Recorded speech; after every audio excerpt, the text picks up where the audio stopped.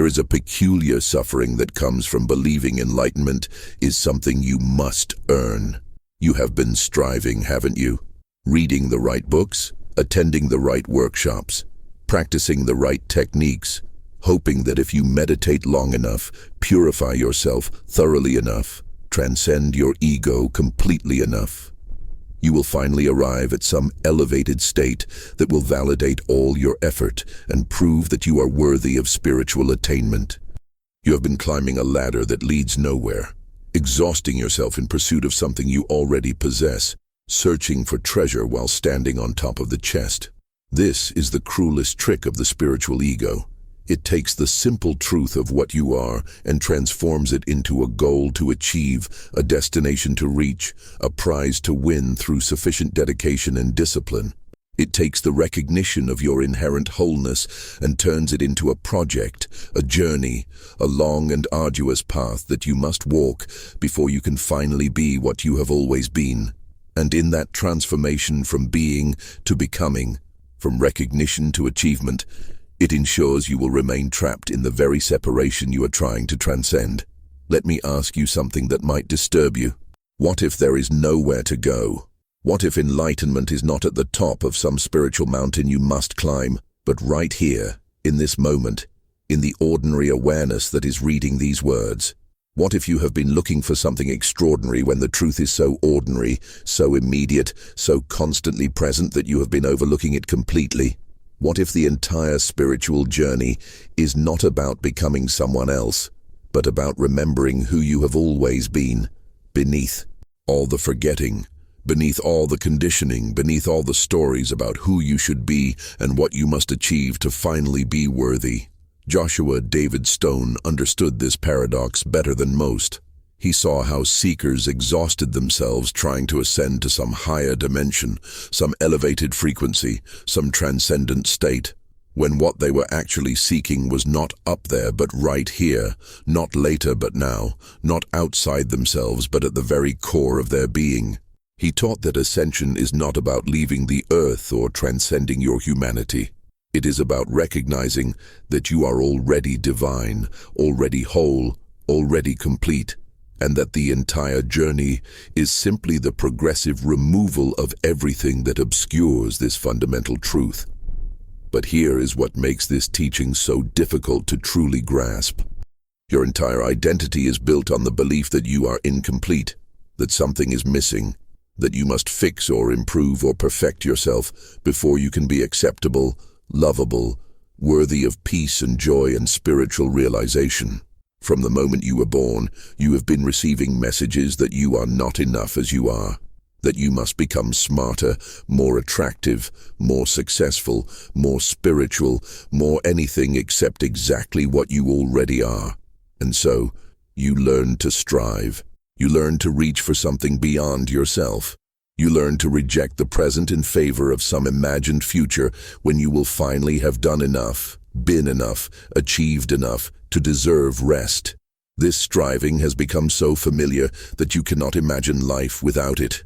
The idea of simply being, of accepting yourself completely as you are right now, of recognizing that nothing needs to be added or removed for you to be whole, feels like giving up, feels like settling, feels like you would be abandoning the very thing that has been motivating you to grow and evolve. But what if that striving has not been helping you grow, but preventing it? What if the very effort to become enlightened is what keeps enlightenment perpetually out of reach? What if peace is not something you achieve through trying harder, but something you discover through finally stopping the relentless pursuit and simply being still? Stone called this integrated ascension, the recognition that you do not need to leave your humanity behind to claim your divinity. The understanding that you are not broken and therefore do not need fixing. The acceptance that you are not on a journey toward wholeness because you have never been fragmented in the first place. The truth that enlightenment is not a state you achieve, but the reality you remember. Not something you become, but something you realize you have always been. This is perhaps the most challenging teaching in all of spirituality, because it asks you to surrender the very thing you have been using to define yourself. your identity as a seeker, as someone on a path, as someone working toward a goal, as someone who is not there yet but is making progress, doing the work, earning their eventual liberation. It asks you to let go of the story that your value comes from your spiritual accomplishments and recognize that your value is inherent, given, already complete before you ever did a single practice or read a single teaching or attended a single retreat. You are whole. Not will be whole when you finally get it right. Not could be whole if you just tried harder. You are whole, right now, exactly as you are, with all your flaws and failures and unresolved issues and imperfect understanding, with all your doubts and fears and moments of unconsciousness, with all the ways you have judged yourself as not spiritual enough, not evolved enough, not awake enough. You are whole. You have always been whole. The only thing that has ever been missing is your recognition of this truth. But that recognition is not something you can force through effort. It is not something you can achieve through the right technique or the perfect practice. It is something that happens when you stop trying to make it happen, when you stop reaching for something beyond yourself and simply rest in what you are, when you stop trying to become someone else and finally allow yourself to be who you have always been beneath all the performance and pretense and spiritual striving. This is the great paradox of the spiritual path. You must walk it sincerely, must practice with dedication, must do the inner work of healing and clearing and growing. And then, at some point, you must recognize that all of that was preparation for letting go of the very idea that you need to do anything at all to be what you already are. The practices do not create your wholeness. They simply clear away the obstructions that have been preventing you from recognizing the wholeness that has always been present. If you have been exhausting yourself with spiritual striving, if you have been feeling like you are never quite good enough, never quite there yet, never quite worthy of the peace and freedom you are seeking, then like this video, share in the comments what you have been striving for, and subscribe because what comes next will show you how to stop seeking and start being. But nothing could have prepared him for what he was about to understand about the nature of remembering.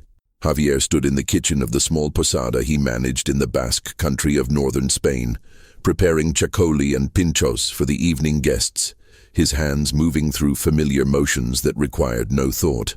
Outside, the green hills rolled toward the Bay of Biscay, and the light had that particular golden quality of late September afternoons.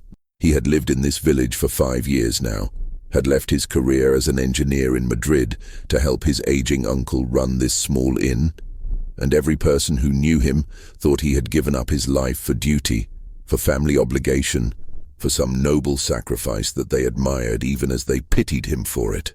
But they were wrong. Javier had not given up anything. He had run here, desperate, on the edge of what felt like complete dissolution.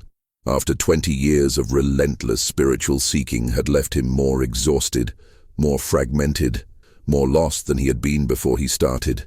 He had come to this quiet place not to find himself, but to stop searching, not to continue the journey, but to finally, mercifully, give up. The seeking had begun innocently enough, in his early 20s, with a yoga class and a book about meditation, but it had quickly become an obsession, an addiction, a never-ending quest for something he could feel but never quite touch. He studied with teachers in India, Peru, Thailand, and California. He learned Sanskrit and spent months in silent retreats. He practiced Kundalini yoga, Vipassana meditation, shamanic breathwork, energy healing. He read hundreds of books, attended countless workshops, spent tens of thousands of euros on trainings and ceremonies and consultations with spiritual guides who promised to help him break through to the other side of whatever barrier was keeping him from enlightenment. And nothing worked. Or rather, everything worked momentarily and then stopped working. He would have breakthrough experiences, moments of profound clarity or bliss or connection, and think, finally, I have arrived. And then the experience would fade, and he would be back in his ordinary consciousness, and the whole exhausting cycle would begin again. The next teacher, the next practice, the next intensive that would surely be the one to deliver him permanently into the awakened state he had been seeking for so long. By the time he was 42, Javier was spiritually bankrupt. He had no more energy for seeking, no more faith in teachers or practices or paths. He had become what some would call disillusioned, but the disillusionment felt less like failure and more like relief. The illusion was finally shattering, and beneath it he hoped there might be something real. So he came here, to this small village where no one cared about chakras or consciousness or enlightenment, where people talked about the weather and the fish catch and the local pelota matches, where life was simple and slow and refreshingly unconcerned with spiritual attainment. He worked with his hands, cooked simple meals, tended the small garden behind the inn. He stopped meditating, stopped reading spiritual books, stopped trying to be anything other than an ordinary man doing ordinary work. And something strange began to happen. In the absence of striving, in the space created by giving up, he started to notice things. The way light moved through the dining room windows in the morning, the sound of rain on the roof at night, the taste of his uncle's homemade cheese, the warmth in his chest when the elderly couple who returned every autumn arrived and greeted him like family. Simple things, ordinary things, things he had been overlooking for 20 years while reaching for some extraordinary spiritual experience. One afternoon, about a year into his time at the Posada, Javier was cleaning out a storage room and found a box of books left behind by a previous guest. Most were novels in languages he did not read, but at the bottom was a book in Spanish, La Psicología del Alma, by Joshua David Stone. He had heard the name before, had maybe even owned one of his books at some point during his seeking years, but had never read it. He took it to his room that evening and began reading with no expectation, no hope that this would be different from all the other teachings he had consumed and abandoned. But something in Stone's words stopped him. Stone was not offering a technique or a practice or a path to follow. He was simply pointing to something obvious, something that had always been true, something that required no effort to access because it was already present. Stone wrote, "You are not trying to become enlightened. You are trying to remember that you already are enlightened, that you have always been enlightened, that enlightenment is your natural state that has been temporarily obscured by believing you are something less than you actually are." Javier read that sentence 3 times. Then he set the book down and sat very still, feeling something shift inside him. What if all those years of seeking had been unnecessary? What if enlightenment was not something he had to reach for, but something he simply had to stop running from? What if the peace he had been chasing across continents and through countless practices was right here, had always been right here, waiting for him to stop looking elsewhere long enough to notice? Over the following weeks, Javier read Stone's book slowly, carefully, letting each chapter settle before moving to the next. And he began to understand that his years of seeking had not been wasted. They had been necessary to bring him to the point of exhaustion, to the place where seeking was no longer possible, to the surrender that allowed recognition to finally occur. He had needed to try everything, to exhaust every path, to prove to himself that enlightenment could not be achieved through effort before he could discover that it did not need to be achieved at all because it was already present. He started paying attention to the awareness that was always present, regardless of what was happening. The awareness that noticed when he was cooking or cleaning or greeting guests. The awareness that observed his thoughts without being the thoughts, that felt his emotions without being the emotions, that inhabited his body without being limited to the body. This awareness had always been here, constant and unchanging, while everything else, all his seeking and striving and spiritual ambition, had come and gone like weather patterns across a sky.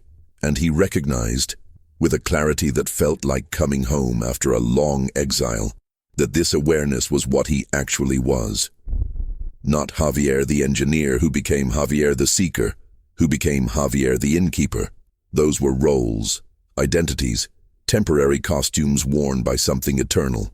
He was the awareness itself, the consciousness that had been witnessing every moment of his life without ever being touched by the content of those moments, without ever being less than whole, less than complete, less than already, fundamentally, absolutely free. This recognition did not come with fireworks or cosmic visions or dramatic shifts in perception. It came quietly, naturally, like remembering something he had always known, but had somehow forgotten. And with it came a peace that had nothing to do with his circumstances, and everything to do with finally stopping the exhausting effort to become someone other than who he had always been. His uncle noticed. One evening, as they sat together after the last guests had retired, sharing a glass of Rioja, his uncle said quietly, "You are different now, Sobrino. When you first came here, you looked like a man running from a fire. Now you look like a man who has finally found his home." Javier smiled. "I have, but not the way I expected. I thought home was something I would find out there, through all my searching. It turns out home was always right here, in the simple fact of being alive, of being aware, of being what I have always been beneath all the stories about who I should become." His uncle nodded, not entirely understanding but sensing the truth in his nephew's words. "This is wisdom," he said simply, "to finally stop running and just be where you are." Guests began to notice something different about the posada. They would comment on how peaceful they felt there, how restored. Some returned year after year, saying there was a quality to the place they could not find anywhere else. Javier understood. It was not the building or the location. It was the frequency of his own presence, the quality of consciousness he brought to every interaction, every meal prepared, every room cleaned, every moment of simply being fully present with what was, without needing it to be anything other than it was. One couple, academics from Barcelona, stayed for a week and spent most of it in conversation with Javier about consciousness and presence and the nature of spiritual realization. On their last evening, the husband said, "You should write about what you have discovered. You should teach. People need to hear this." Javier shook his head gently. "I am teaching, every moment, not with words but with presence. And anyway, what I discovered cannot be taught in the way people want to learn it. It is not information to acquire or a technique to practice. It is recognition. And recognition happens not through accumulating more knowledge, but through finally releasing the belief that you need to become something you are not already." The woman looked at him with tears in her eyes. "I have been seeking for 30 years, she whispered, "always feeling like I am not quite there yet, not quite good enough, not quite worthy of the peace I am seeking. You are telling me it was always available, that I was always already whole?" "Yes," Javier said simply. "The seeking was not wrong. It brought you here, to this moment of readiness to hear something that could not have been heard until you were exhausted enough to stop trying. But yes, you have always been whole. You have always been what you are seeking. You just forgot.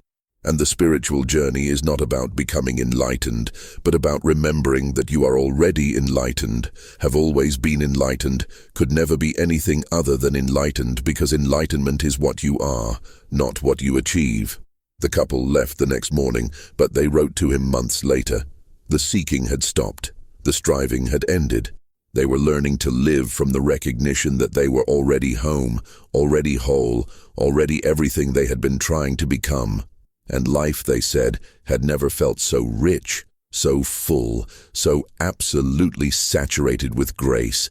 If Javier's story resonates with you, if you have been exhausting yourself with spiritual striving and are beginning to sense that perhaps the peace you seek is closer than you imagined, then like this video, share in the comments what you are ready to stop seeking, and subscribe so we can continue exploring this path of remembering together.